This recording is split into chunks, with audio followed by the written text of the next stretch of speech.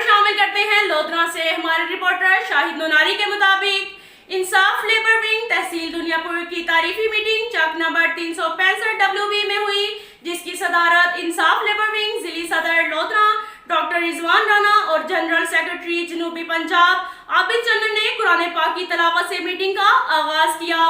दुनियापुर के सदर Insaf labour wing Saleem Awan, deputy general secretary Ajayab Awan, Chaudhry Naeem Kaiser, सूबेदार फतेहदीन रिजवान गुजर, राना वकास यूसुफ लोधरा ने शिरकत की। डॉक्टर रिजवान राना ने तमाम इमरान को मुबारकबाद दी और लेबर विंग को मजीद मजबूत बनाने के लिए लाहे अमल बताया।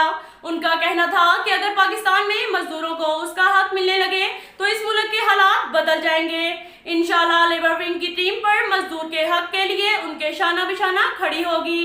हर मिल और ऑर्गेनाइजेशन में कोई भी मजदूर बगैर रजिस्टर हुए काम नहीं करेगा।